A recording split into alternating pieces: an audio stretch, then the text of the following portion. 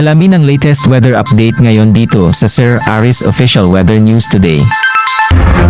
Yung frontal system po na nakaka-apekto sa may extreme northern Luzon area ng mga nakarang araw ay nag-move na po palayo sa anumang bahagi ng northern Luzon area at wala na po ito epekto ngayon sa anumang bahagi ng ating kapuluan. At sa kasalukuyan, easterlies o yung mainit na hangin mula sa karagatang Pasipiko, yung dominanteng weather system na nakaka-apekto sa buong bahagi po ng ating bansa na kung saan ngayong gabi may dala pa rin po ito mga kalat-kalat na pagulan, mga pagkidlat at pagkulog sa may Zamboanga Peninsula, Basilan, Sunu, Tawi-Tawi, Sarangani, pati na rin po sa General Santos City at sa bahagi po ng Davao del Sur. Kaya po, ingat po sa ating mga kabayan dyan dahil posible po yung malalakas na buhos ng pagulan na may kasama pong mga pagkidlat at pagkulog. Pero dito lang po sa atin sa Metro Manila, pati na rin sa ibang bahagi pa na ating kapuluan, ay naapektuhan pa rin po ng easterlies, kaya po, posible pa rin yung mga isolated rain showers ngayong hapon hanggang mamayang gabi. Wala na po tayo minomonitor na low pressure area o bagyo